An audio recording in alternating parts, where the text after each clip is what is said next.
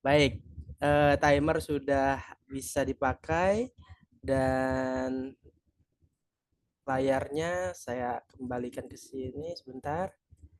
Oke, bunda-bunda semuanya. Soal nomor satu, silakan dimulai dari sekarang. Semangat.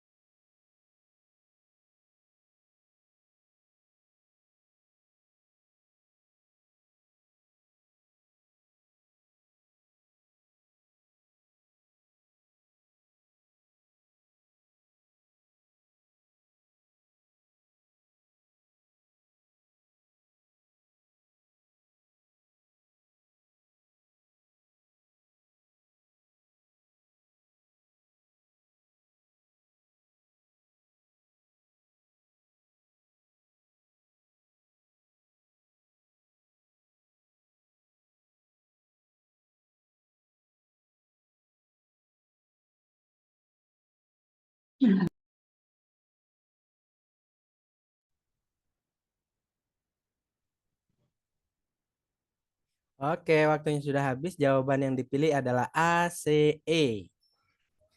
Didominasi jawaban yang C ya. Oh, ada B juga. Berarti A, B, C, E.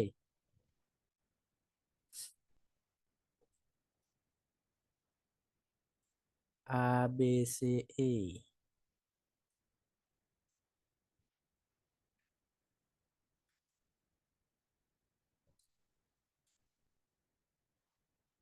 Silakan yang belum menjawab, dijawab dulu di kolom chat supaya nanti pas dibahas teman-teman bunda-bunda tahu kenapa salah, kenapa benar.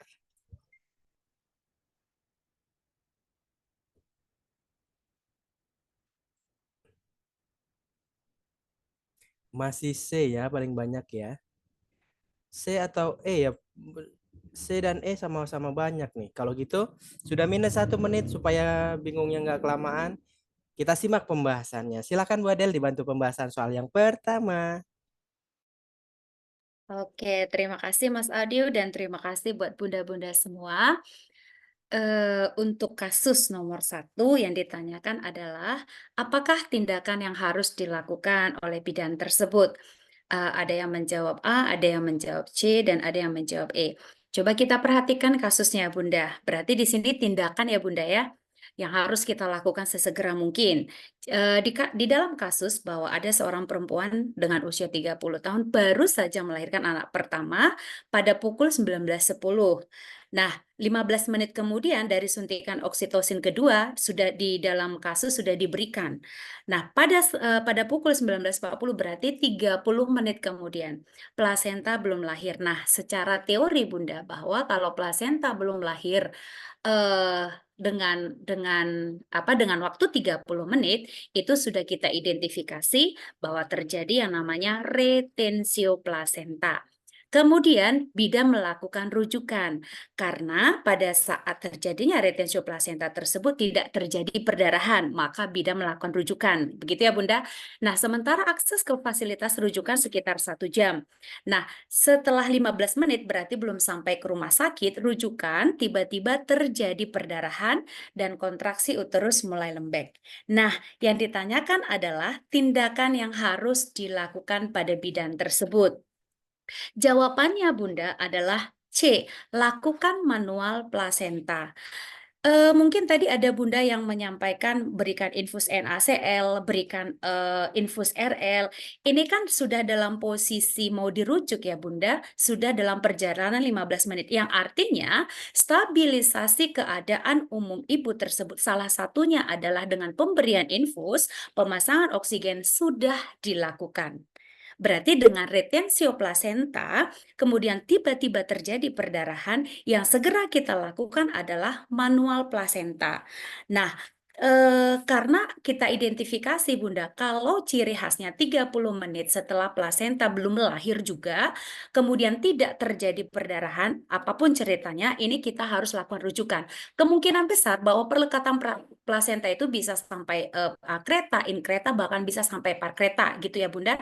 Tetapi kalau misalnya terjadi perdarahan, dalam kasus gawat darurat kita bisa melakukan yang namanya manual plasenta.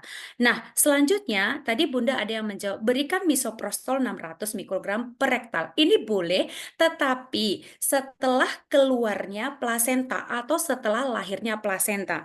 Karena setelah lahirnya plasenta, kemungkinan besar bisa terjadi yang namanya kontraksi tidak ada, maka kita harus melakukan tindakan misalnya KBI, kemudian ataupun KBE gitu ya Bunda.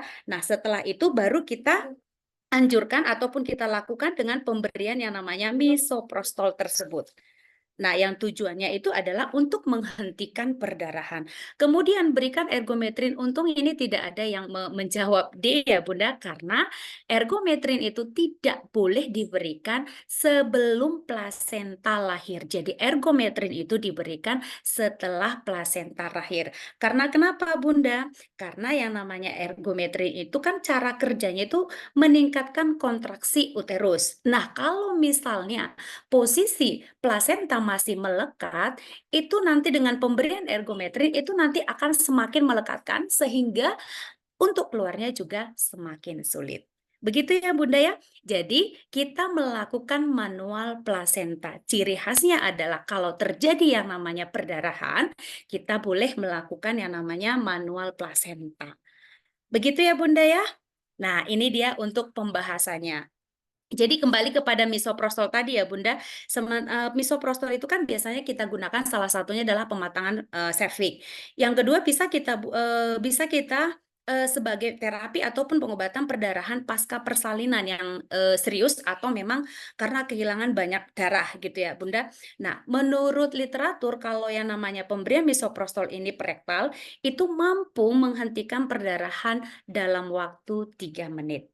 Begitu, jadi misoprostolnya diberikan setelah plasenta lahir, kemudian terjadi kontraksi uterus yang lembek, kita lakukan KBI ataupun KBE, selanjutnya kita berikan yang namanya misoprostol beserta dengan oksitosin 10 unit. Oke, begitu ya Bunda. Terima kasih untuk jawaban nomor satu. Saya kembalikan ke Mas Adil. Baik, siap Bu Adel. Terima kasih pembahasan soal yang pertama dan jawaban yang betul adalah yang C ya. Sesuai pembahasan tadi, mungkin bunda-bunda udah mulai mengerti nih. Oh iya benar juga ya, saya kurang teliti di sini nih. Oke, kita lanjutkan di soal yang kedua. Silakan soal yang kedua. Waktunya 1 menit dimulai dari sekarang.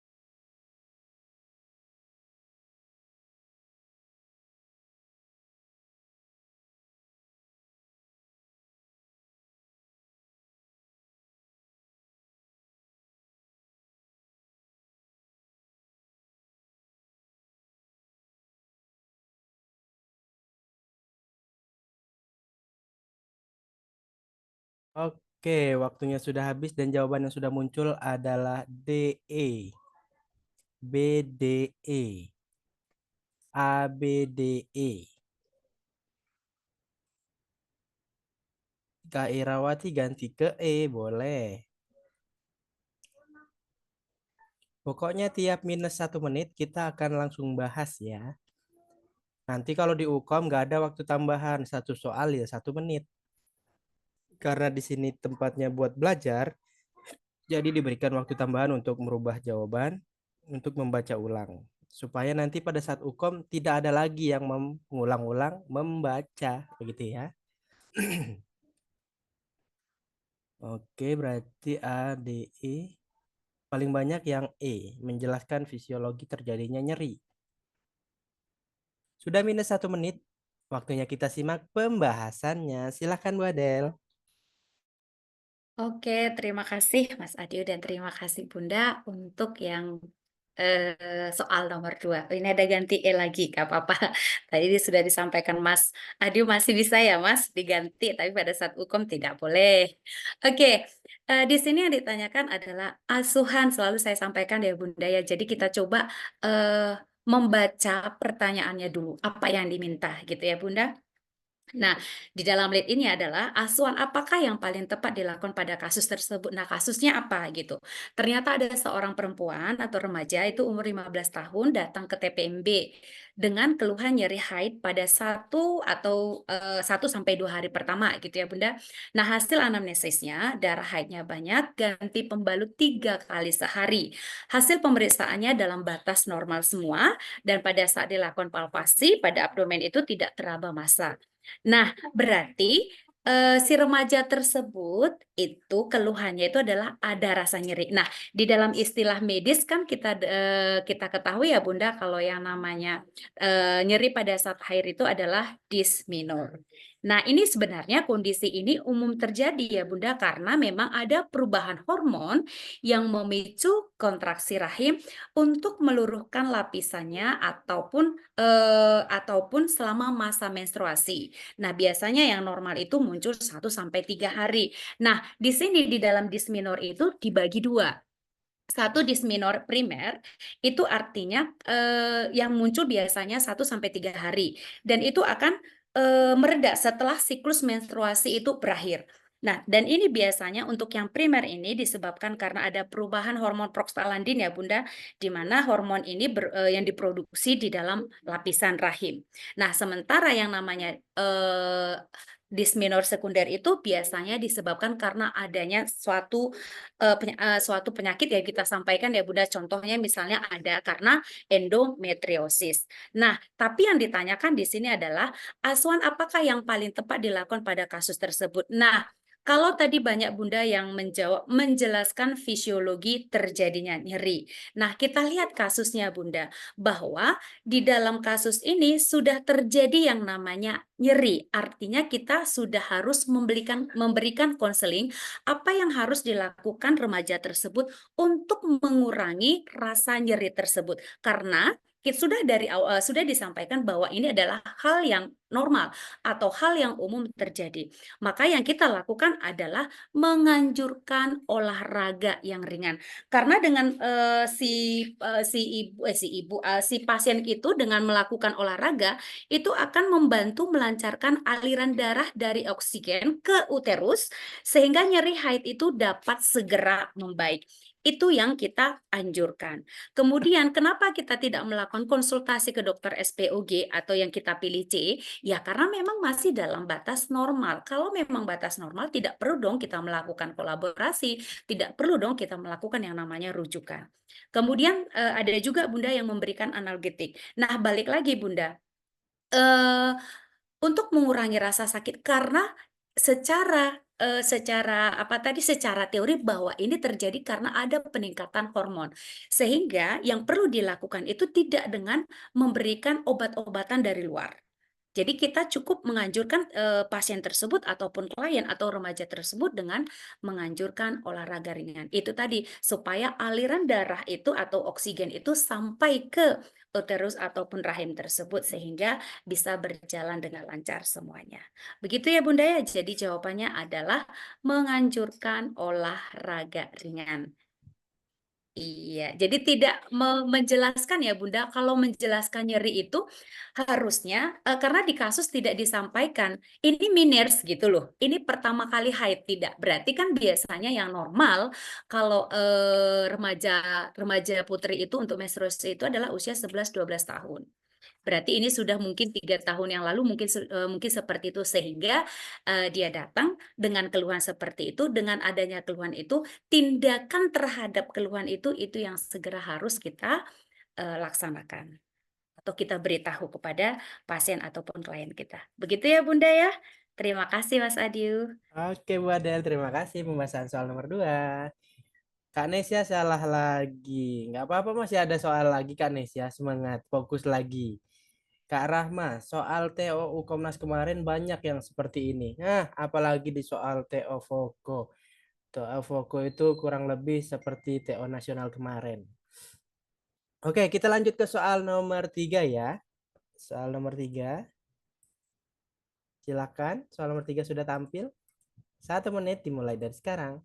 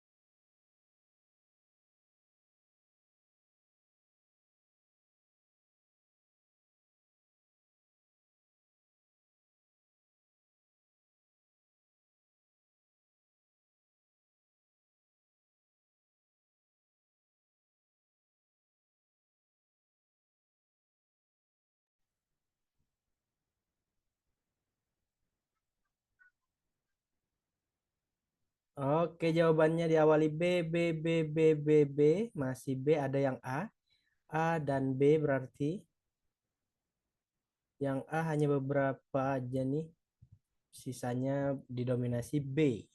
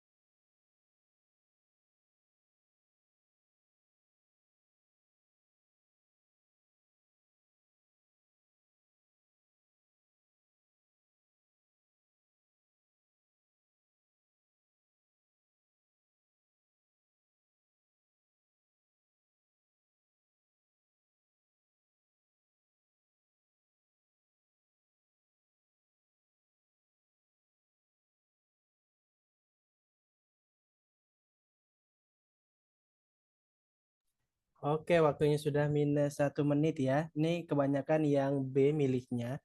Kalau gitu kita simak pembahasannya. Silakan Bu Adel. Oke, terima kasih Mas Adi dan terima kasih Bunda. Ini yang jawab ada yang A, ada yang B ya Mas. C, D, E nggak ada. Oke. Yang ditanya di sini adalah pada soal nomor 3 adalah apakah asuhan yang tepat pada kasus di atas? Di mana kasusnya bahwa ada seorang remaja berusia 15 tahun datang ke klinik ataupun TPMB kita dengan keluhan terlambat haid sudah 3 bulan yang lalu. TTV dalam batas normal, PP positif, planotesnya positif ya. Artinya ada kemungkinan bahwa remaja tersebut terjadi kehamilan gitu. Kemudian remaja terlihat cemas. Nah, ini ya Bunda, cemas dan khawatir karena orang tuanya tidak mengetahui kalau remaja tersebut sudah pernah berhubungan seksual dengan pacarnya. Kemungkinan besar kan terjadi kehamilan gitu ya Bunda. Nah, asuhan yang tepat pada kasus di atas adalah yang benar Bunda adalah menganjurkan klien untuk memberitahu orang tuanya dan bidan bersedia memfasilitasi. Artinya di sini Bunda bahwa peran utama bidan dalam kehamilan remaja ini adalah satu, kita memfasilitasi komunikasi remaja. Artinya mungkin Bunda, kita sampaikan kepada remaja tersebut untuk membawa orang tua, kemudian kita akan melakukan konseling di sana. Tapi yang perlu kita perhatikan bukan bidan yang langsung memberitahu karena kita juga harus menjaga privasi pasien tersebut. Jadi kita memfasilitasi, artinya banyak sekarang Bunda terjadi kehamilan di luar nikah seperti itu, kalau tidak difasilitasi bisa terjadi tindak kekerasan. Itu yang tidak kita harapkan gitu ya Bunda. Kemudian yang kedua, setelah kita memfasilitasi komunikasi antara remaja dengan orang tua tersebut, kemudian kita akan membantu remaja ataupun keluarga tersebut untuk mengambil keputusan. Jadi contohnya opsinya, apakah pastinya tidak dilakukan aborsi ya Bunda ya. Apakah nanti misalnya setelah melahirkan bayi ini diadopsi misalnya, itu yang kita membantu ibu tersebut untuk mengambil keputusan. Nah, yang ketiga, peran utama kita dalam kasus ini adalah supaya bagaimana kesehatan selama hamil ibu tersebut atau remaja tersebut berjalan dengan lancar. Karena kita ketahui sendiri Bunda bahwa bahwa seorang remaja itu masih membutuhkan nutrisi yang lebih banyak untuk tumbuh kembangnya. Ditambah lagi dengan kehamilannya sehingga kebutuhan nutrisinya berlipat ganda. Maka kita memberikan yang namanya edukasi. Nah, kenapa yang tidak kita pilih, Bunda, menganjurkan klien untuk memberitahu pacarnya dan meminta pertanggungjawabannya? Karena di sini yang ditanyakan adalah asuhan kita sebagai seorang bidan dengan kasusnya unwanted pregnancy mungkin, atau misalnya kehamilan yang tidak diinginkan di mana orang tuanya mungkin belum mengetahuinya. Jadi kita memfasilitasi seperti yang tadi sehingga ada komunikasi antara si remaja tersebut dengan orang tua sehingga nanti keputusannya pun tidak apa namanya, keputusannya itu pun bisa bisa untuk terhadap remaja tersebut artinya tidak dirugikan walaupun misalnya kita nggak tahu bahwa nanti pacarnya bertanggung jawab atau tidak. Begitu ya Bunda ya. Jadi yang disampaikan di sini adalah bagaimana asuhan kita. Masalah kita untuk memberitahu pacarnya itu urusan daripada keluarga tersebut. Begitu ya Bunda ya. Jadi jawaban yang lebih tepat adalah B. Menganjurkan klien untuk memberitahu orang tuanya dan bidan bersedia memfasilitasi. Begitu Bunda. Terima kasih Mas Adiu. Baik, Bu Adel. Terima kasih pembahasan soal nomor Siap. 3. Jawaban yang betul adalah yang B ya, yang udah mendominasi. Udah mulai bagus, dipertahankan sampai detik-detik menjelang UKOM. Ingat, kalau ada tryout di kampusnya, ini Mas Adiu mengingatkan terus ya untuk tryout karena itu penting banget dan bermanfaat banget. Kalau ada tryout di kampusnya, ikut, jangan sampai nggak ikut. Tapi kalau kampusnya nggak ada mengadakan tryout, silakan di Voko memfasilitasi gitu ya. Kita lanjut ke soal nomor 4. Silakan. 1 menit dimulai dari sekarang.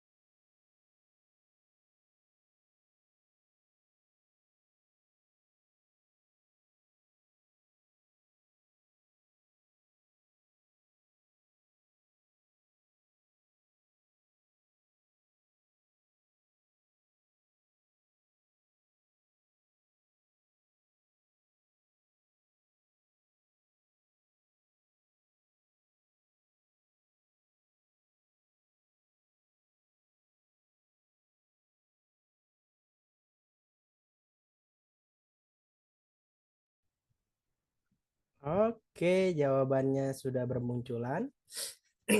Kita cek di sini jawabannya ada B, masih B, ada yang C.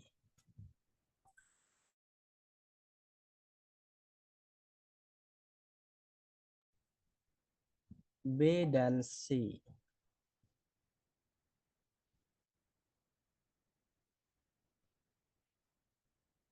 Ada yang E, berarti B, C, E.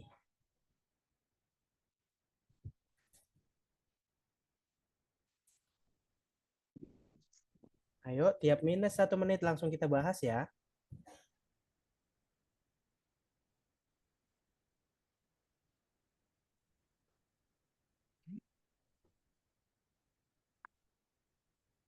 Oke, sudah minus 1 menit. Jawabannya paling banyak yang B, ada yang E, ada yang C. Tapi B paling banyak, yaitu letak sungsang. Nah, ini makanan sehari-hari bunda-bunda nih kayaknya.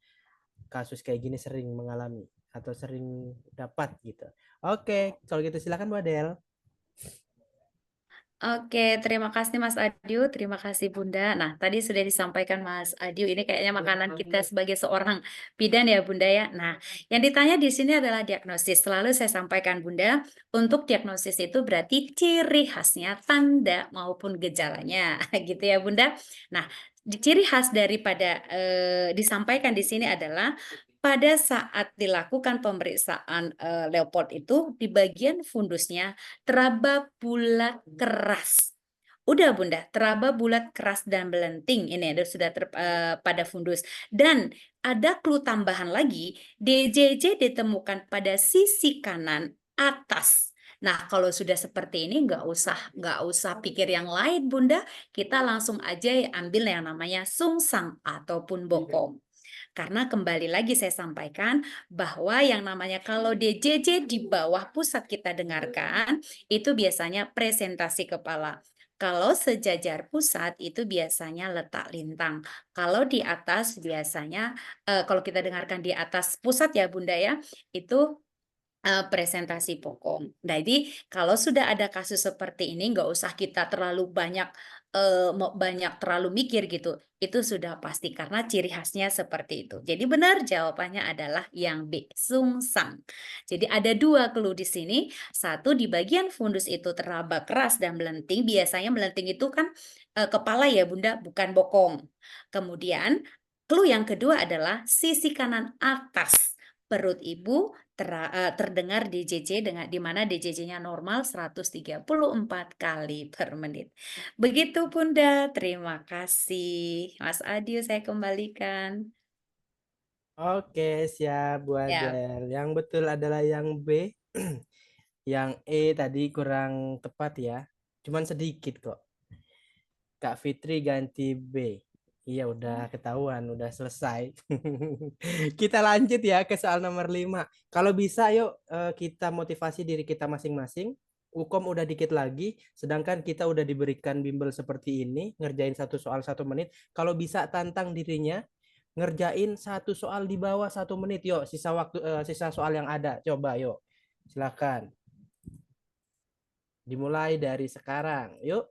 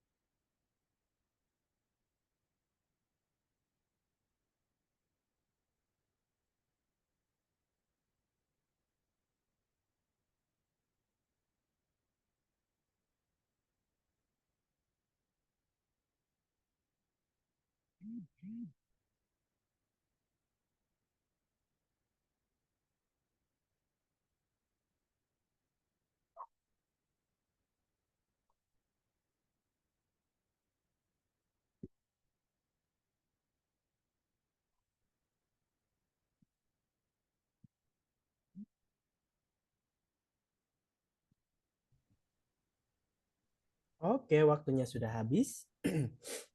Jawabannya D, tapi ada yang A 1 orang, 2 orang yang A,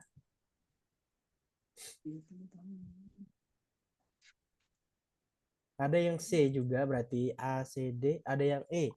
Oh, Kak Rofia ganti jawaban ya. Oke.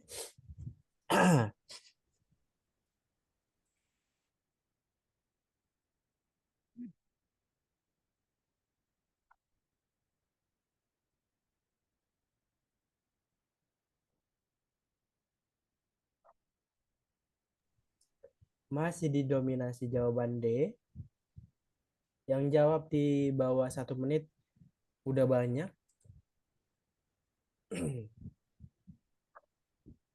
Oke, waktunya sudah minus 1 menit. Kita simak pembahasannya. Apakah yang D ini betul berjamaah atau tidak? Silakan Bu Adel dibantu pembahasannya. Oke, terima kasih Mas Adiu untuk soal nomor 5 bermacam juga ya. Saya kira tadi satu satu jawaban semua gitu ya, Bunda. Oke, kita bahas sama seperti yang kasus nomor 4 tadi yang ditanya adalah diagnosisnya. Berarti diagnosis itu yang paling utama adalah ciri khasnya. Tanda dan gejala balik lagi seperti yang saya sampaikan. Oke, nah di atas usia 34 minggu. Nah, kalau usia 34 minggu terjadi perdarahan, itu kita tidak sebut abortus ya Bunda, berarti kita silang. Kalau abortus itu terjadi berarti usia kehamilannya kurang dari 20 minggu, berarti abortus tidak ya Bunda ya. Oke, nah datang ke rumah sakit dengan keluhan keluar dari jalan lahir berwarna merah segar dan kram pada daerah perut yang datang sewaktu-waktu. Berarti tidak kontinu ya Bunda, jadi hanya datang sewaktu-waktu saja. Kemudian hasil anamnesa berikutnya bahwa 1 minggu yang lalu keluar flek setelah berhubungan. Nah ini salah satu ciri khasnya ya Bunda, gejala daripada plasenta previa itu sendiri. Setelah berhubungan namun seharinya setelah berhenti. Untuk janin tetap aktif bergerak, kemudian hasil pemeriksaan TTV-nya semua dalam keadaan normal. Nah, tanpa pengeluaran darah dari jalan lahir. Tapi di atas sudah dijelaskan bahwa usia kehamilan 34 minggu berwarna merah segar keluar darah dan sedikit ada kram pada daerah perutnya. Nah, kita ingat Bunda bahwa ada yang disebut dengan perdarahan antepartum. Salah satunya adalah plasenta previa, yang kedua adalah solusio plasenta. Jadi apa yang membedakan mereka ini Bunda? Sama-sama di trimester ketiga, yang membedakan adalah satu, kalau yang namanya solusio plasenta itu atau abruptio plasenta itu menimbulkan rasa sakit yang luar biasa sehingga diagnosa potensial solusio plasenta itu adalah shock neurogenik.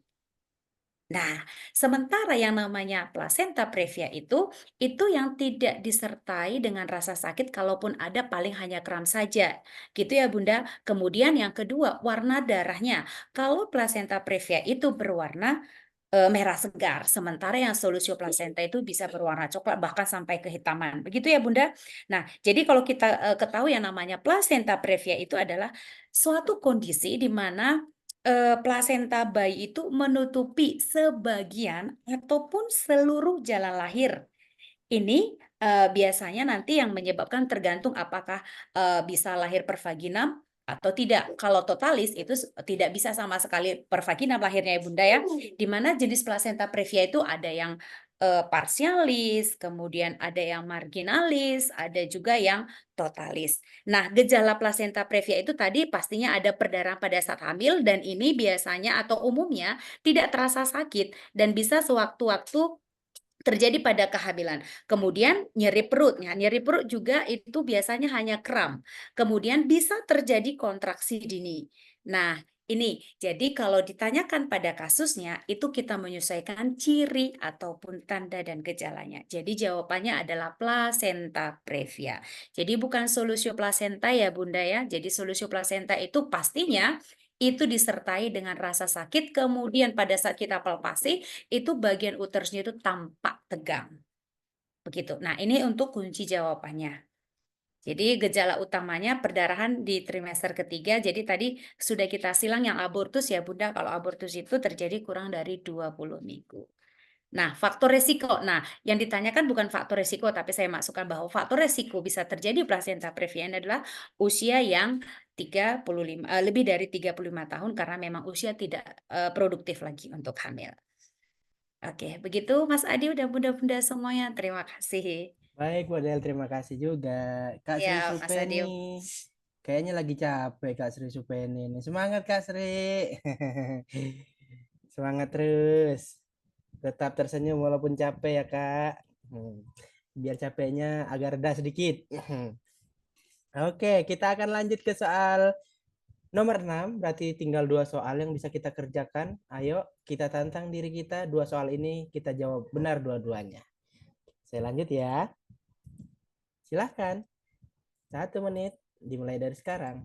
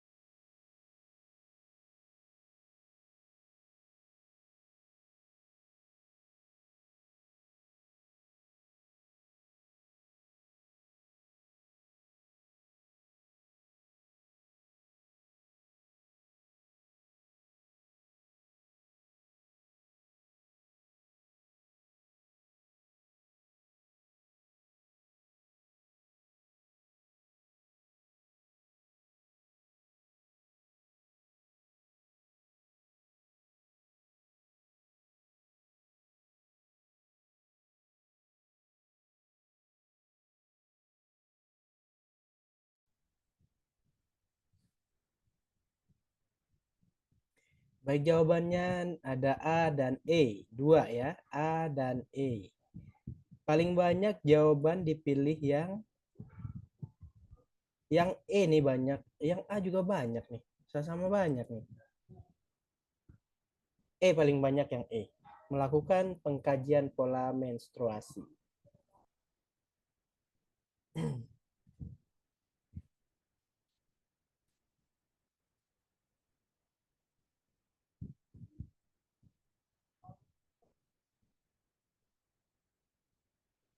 Kak Elita ganti ke E boleh.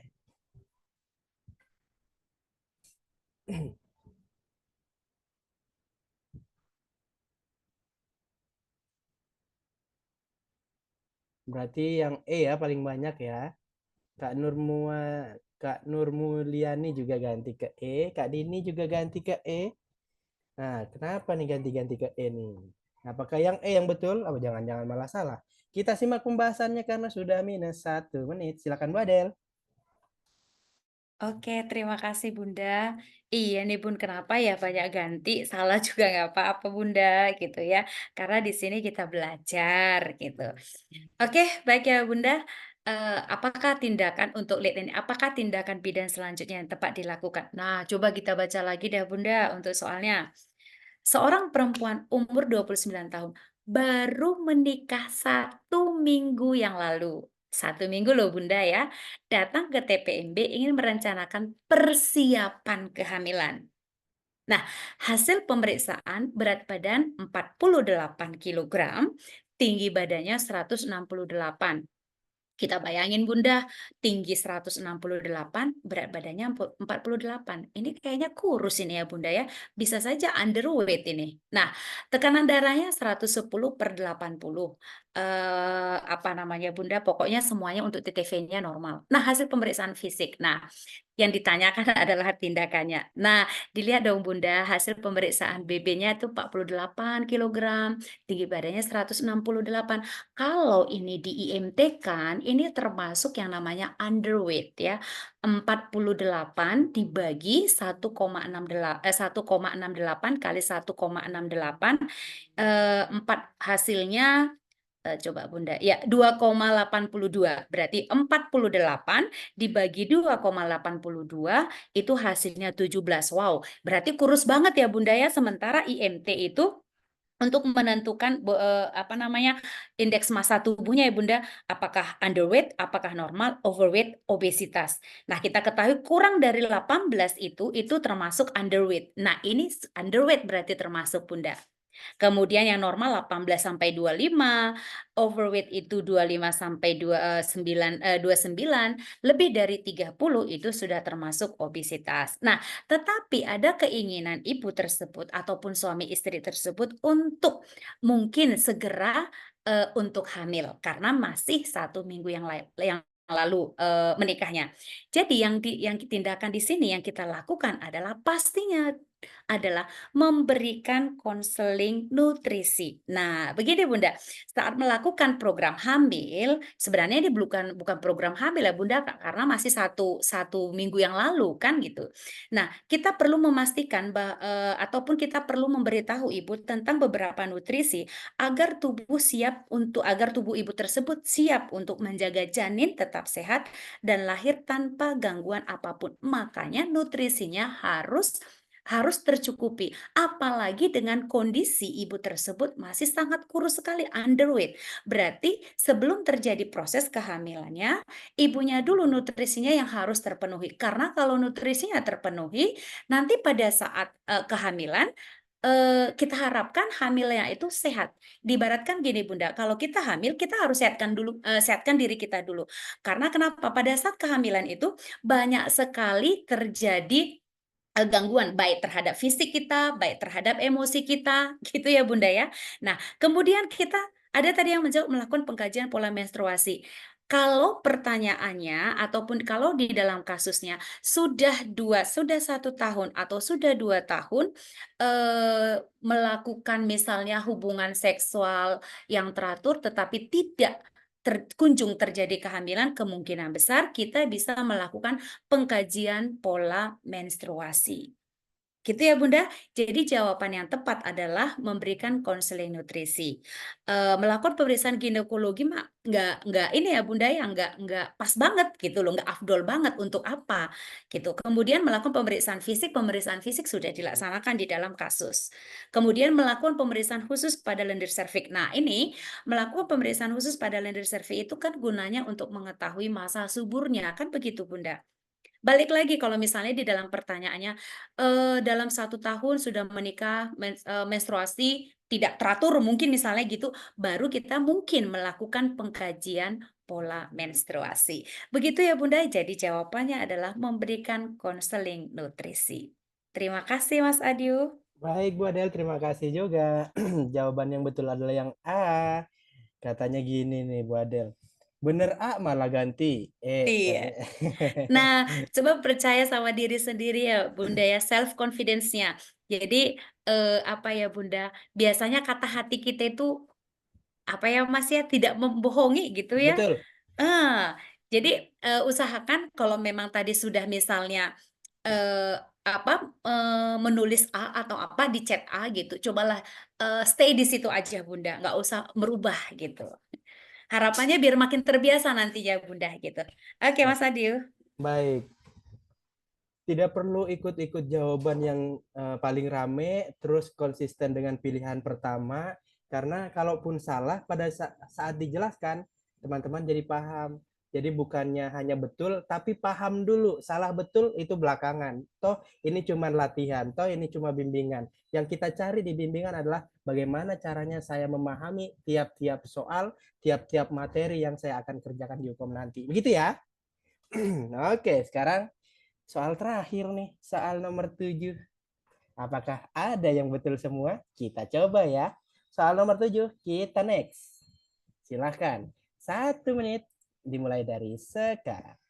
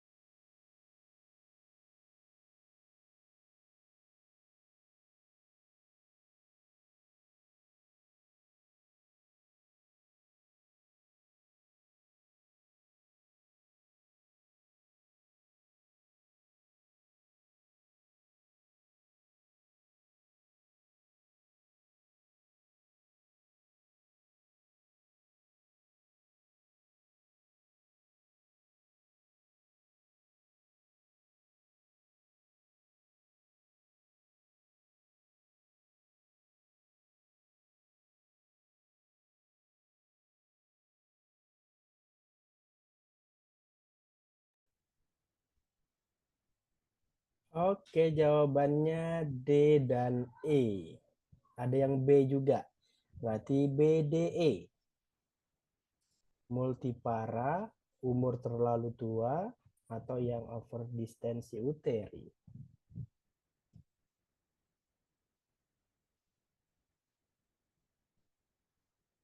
Nanti yang memiliki pertanyaan yang mungkin di setiap nomor ada yang masih mengganjal, boleh ya didiskusikan bareng Bu Adel ya. Didominasi jawaban yang E.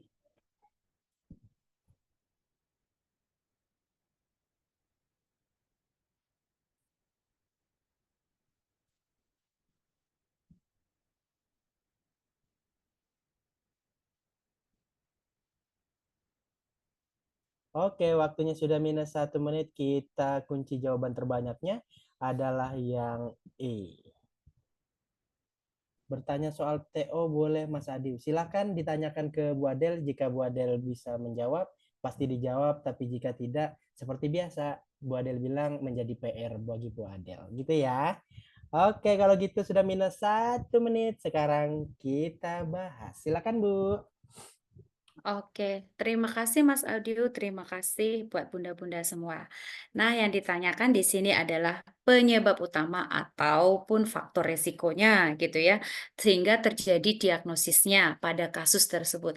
Kira-kira diagnosisnya ini apa Bunda kalau ditanya diagnosisnya? Mungkin ada yang bisa memberi respon Bunda kalau ditanya diagnosisnya ini apa gitu Bun? Terima kasih. Bukan HPP ya Bunda, tapi atonia uteri. Nggih. Kalau HPP itu kan ada yang namanya sekunder, ada yang primer. Kalau ini kan yang primer ya Bunda, yang atonia uteri. Oke. Oke, untuk diagnosisnya adalah atonia. Tetapi yang ditanyakan bukan diagnosisnya, tetapi apakah penyebab utama sehingga terjadi yang namanya atonia uteri, di mana ciri khas atonia uteri itu adalah pada saat plasenta sudah lahir, kontraksi uterus itu lembek sehingga menyebabkan perdarahan yang banyak. Itu lebih kurang 600 cc di dalam kasus. Nah, kita lihat Bunda, usia ibu sudah 39 tahun, kemudian melahirkan bayi Gameli. Nah, ini Bunda. Jadi, penyebab utama yang paling tepat pada kasus tersebut adalah karena Gameli. Nah, Gameli itu sendiri disebabkan ataupun karena overdistensi uteri, di mana overdistensi uterus itu kan terjadi peregangan uterus yang berlebihan sehingga mengakibatkan uterus itu tidak mampu berkontraksi segera setelah plasenta lahir. Nah, untuk overdistensi uterus ini sendiri bisa disebabkan karena gameli, bisa karena bayi besar ataupun makrosomia, bisa juga karena memang terjadi polyhydramnion. Nah, sementara kita ketahui Bunda, kalau yang namanya kontraksi uterus itu adalah salah satu mekanisme utama dalam mengontrol perdarahan setelah melahirkan.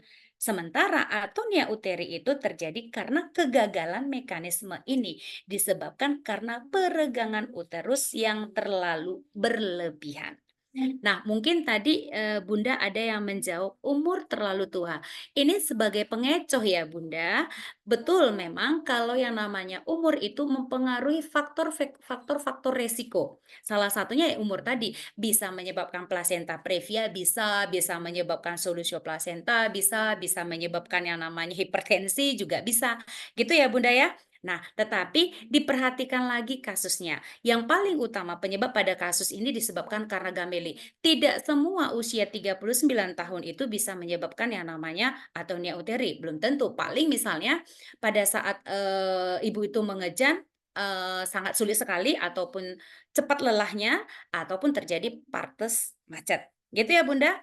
Kemudian ya, tadi sepertinya cuma itu tadi deh yang dijawab yang D, umur terlalu tua ataupun overdistensi uteri. Jadi jawabannya yang benar adalah E ya Bunda, overdistensi uteri. Artinya peregangan uterus yang terlalu berlebihan. Oke, begitu Mas Adiu dan bunda-bunda semuanya. Baik. Terima kasih.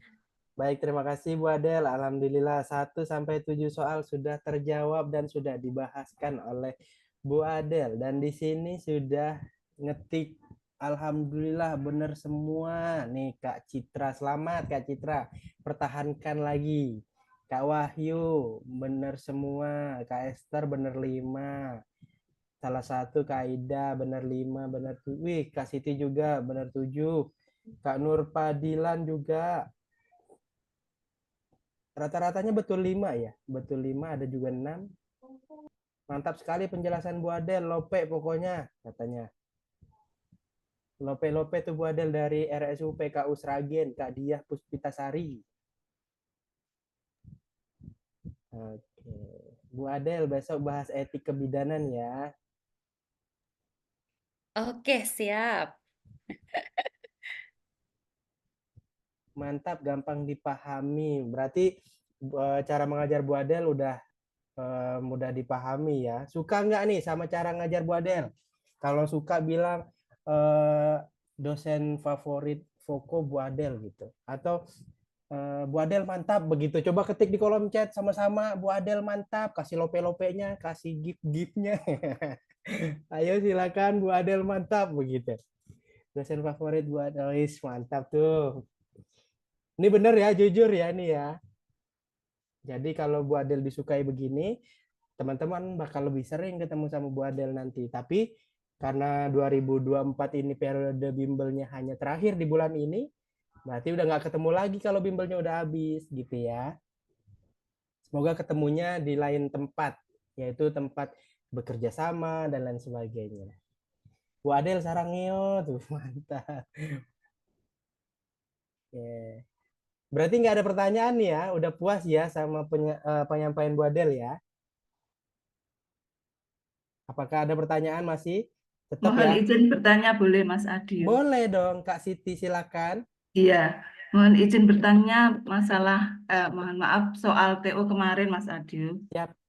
Iya, kemarin itu ada soal adenomyosis dan hormon plasenta laktogen. Kalau bisa mohon dijelaskan. Terima kasih. Baik, Bu Adel bagaimana Bu? Bisa dibantu Bu?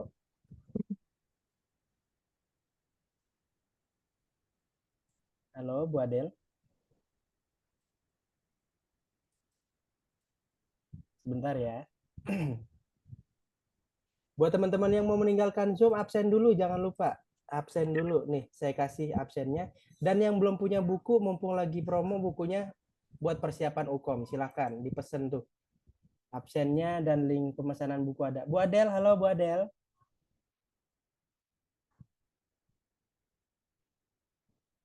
Sebentar ya.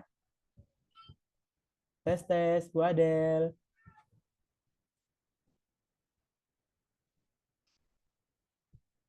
Sebentar ya Kak Siti. Ya, Iya ya, Mas Adio. terlempar kayaknya ya dari Zoom. Tapi enggak kok, ini masih ada Bu Adel di sini.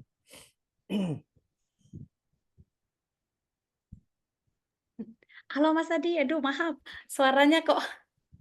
Iya Bu Halo Mas Adel. Adi, iya Siap. iya iya, gimana Mas? Aduh, Iya, ngapunten, Kak. ngapunten. Iya, Tadi ada pertanyaan dari Kak Siti Juariah, Bu. Terkait, aduh saya soal apa jadi lupa juga tadi. Kak Siti boleh diulang lagi, Kak Siti?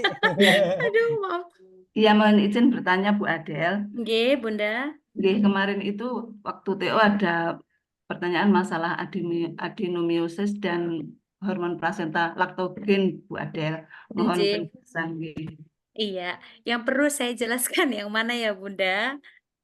Iya, Eh, Eh, eh, soalnya gimana gitu Bunda? Apa soalnya kalau Nggih. atau adenomyosis itu apakah eh, bisa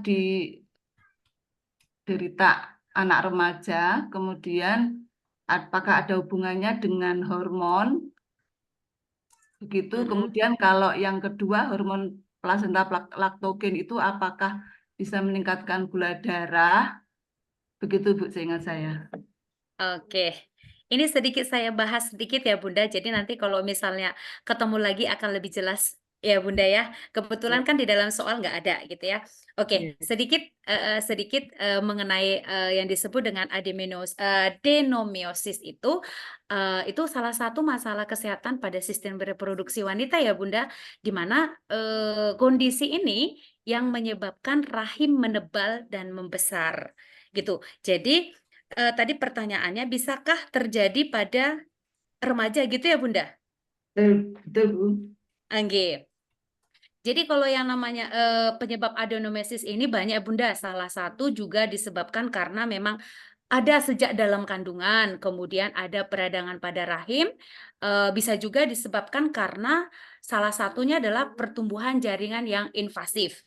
Jadi kalau misalnya apa namanya itu salah satu karena invasif itu mungkin karena adanya SC atau operasi sesar gitu, sehingga mendorong invasi itu ke dinding ataupun ke endometriumnya gitu. Nah, untuk pertanyaan tadi apakah bisa terjadi terhadap remaja karena apakah berhubungan dengan hormon gitu ya.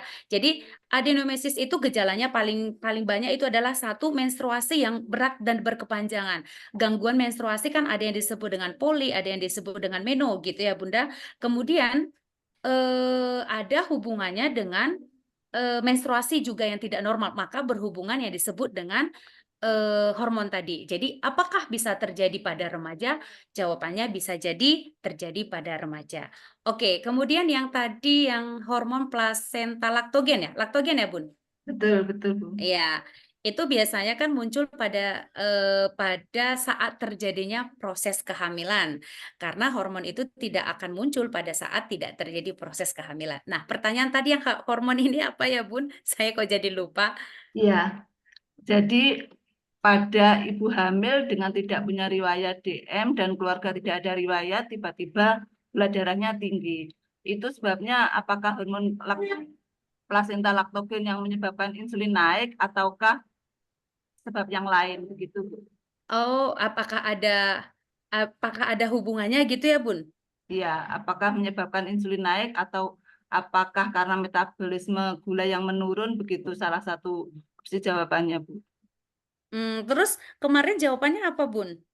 Ini kok saya. Saya jawab penyebab hormon plasenta laktogen menyebabkan meningkatnya insulin, Bu. Menyebabkan insulin ya pada Iya, oke. peningkatan insulin, Bu. Di mana kalau plasenta laktogen itu kan memang diproduksi oleh plasenta ya Bunda sejak kehamilan menginjak usia 2 minggu lah, 2 atau 3 minggu. Iya. Ini kita sebut juga dengan kalau ini ya Bunda human chronosomatotropin ya yang berperan dalam menyiapkan nutrisi. Tapi kalau misalnya apakah berhubungan dengan yang namanya tadi itu nanti coba saya baca ulang lagi ya Bun ya. Saya tidak mau asal jawab, selalu saya sampaikan kalau memang misalnya saya tidak jawab nanti akan saya jawab atau nanti saya langsung berikan ringkasan jawabannya ke Mas Adiu, mungkin nanti bisa dibaca ulang lagi. Gitu ya Bun? Oke, siap. Terima kasih, Bu Iya, Eka. oke Bunda. Yang pastinya bahwa hormon APL itu hanya muncul pada saat adanya kehamilan. Begitu. Apakah ada hubungannya dengan tadi yang insulin tadi? Nanti coba saya baca ulang lagi ya Bun ya. Ya, Oke, terima kasih, Bu terima Eka. kasih. Luar biasa Bunda-Bunda. Oke. Ya, kembali Mas Adiu. Baik, Bu Adel, siap. Terima kasih. Siap. Ada lagi kah yang mau bertanya? Itu tadi, Bu, di kolom Mas chat. Adiu, saya izin mau bertanya. Silakan Kak Dinda. Ibu Adel, saya mau tanya yang soal nomor 2 di PPT. Karena waktu kemarin di TO itu mirip sekali soalnya, cuma yang ditanyanya beda kan. Kalau yang di sini ditanyanya asuhan apa yang paling tepat. Kalau di TO kemarin yang ditanya itu tindakan apa yang paling tepat. Itu kalau untuk ditanyanya tindakan, jawabannya lebih baik yang mana ya, Bu? Oke, terima kasih Bunda. Jadi gini, kalau apa sih perbedaan antara asuhan dan tindakan? Jadi kalau misalnya asuhan itu adalah apa sih yang perlu kita sampaikan? Contohnya tadi menganjurkan, memberitahu ibu gitu. Tetapi kalau sudah dengan tindakan, berarti tindakan dengan kasus ini berarti sudah suatu action Bunda.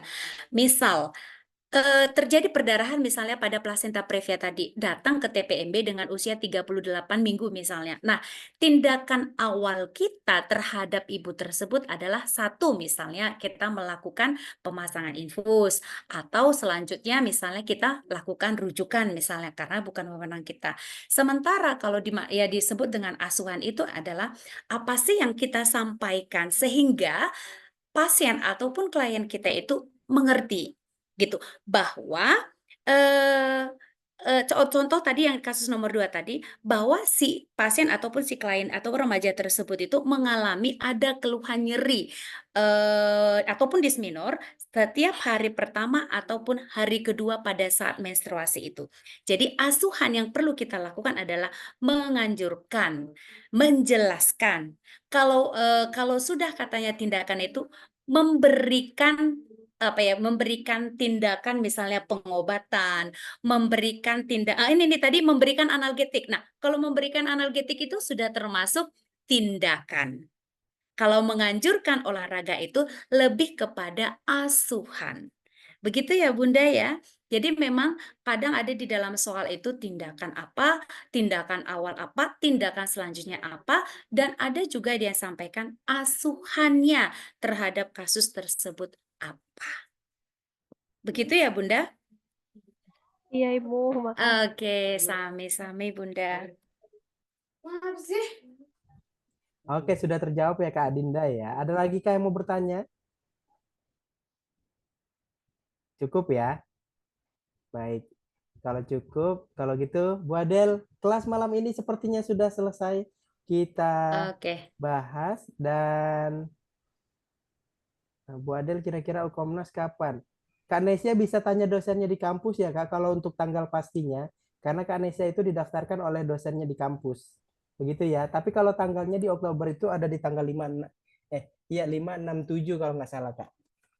Bisa ditanyakan tanggal pastinya juga karena beda kampus beda juga tanggalnya. Baik Bu Adel, untuk kelas malam ini boleh Bu Adel tutup dengan closing Oke. statement. Silakan Bu. Oke, terima kasih Bunda, terima kasih Mas Adi. Mudah-mudahan yang baksonya hari ini agak pedes gitu ya, tapi kayaknya tapi kayaknya dapat semua deh Bun, Mas Adi. Jadi di Siap. atas benernya di atas 5 semua ya. Iya Bu, betul.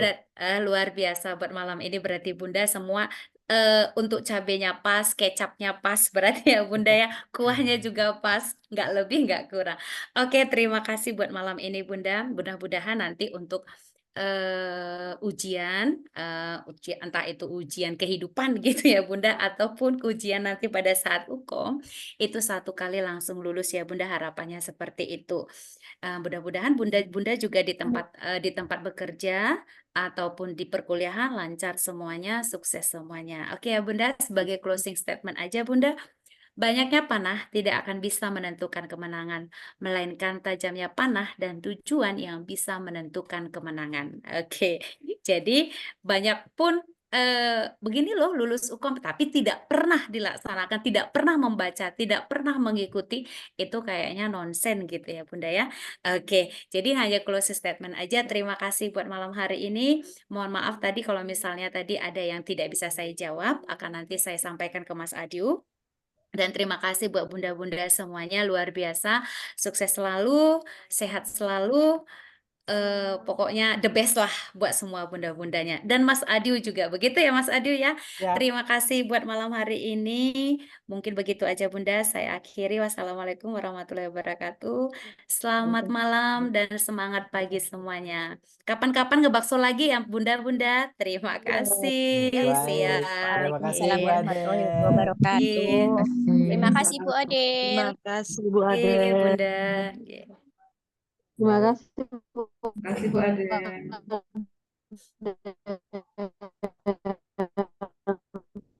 Baik, bunda-bunda semua, kelas malam hari ini sudah selesai. Sekali lagi Mas Adi ingatkan, bagi yang belum memiliki tryout untuk buat batas latihan kemampuan, silakan di Voko sudah menyediakan ya. Barangkali di kampusnya sedang atau belum mengadakan tryout, Voko Indonesia sudah menyediakan. Tapi seandainya di kampusnya ada, sebelum menghadapi tryout kampusnya bisa latihan dulu pakai tryout yang ada di Voko supaya nilai TO di kampusnya bagus dan dilihat sama dosennya juga dosennya puas. Begitu ya, karena TO kampus itu menentukan dosennya puas atau tidak dengan kesiapan teman-teman menghadapi UKOM yang sesungguhnya. Jika dalam waktu dekat menghadapi tryout, semangat, fokus, dan semoga hasilnya bagus. Kalau gitu, kelas malam ini saya tutup. Wassalamualaikum warahmatullahi wabarakatuh. Waalaikumsalam warahmatullahi wabarakatuh. Waalaikumsalam warahmatullahi wabarakatuh. Terima kasih, Kak. Terima kasih kembali. Oke, rekamannya saya akhiri. Bagi teman-teman yang mau bertanya, bunda-bunda, barangkali ada yang mau bertanya, boleh ditanyakan dulu deh sebelum saya close Zoom-nya. Mungkin terkait gimana cara ikut tryout-nya Mas, atau Mas tadi dapetin bukunya gimana Mas? Silahkan. Mumpung masih ada waktu untuk persiapan. Kalau buku itu pengiriman 3 hari sampai 4 hari maksimal. Tapi kalau misalnya mau tryout, tryout-nya 180, bisa 2 kali ngerjain. Terserah bebas mau ngerjain berapa kali. Intinya kebutuhannya itu buat bunda-bunda yang paling yang paling pas itu yaitu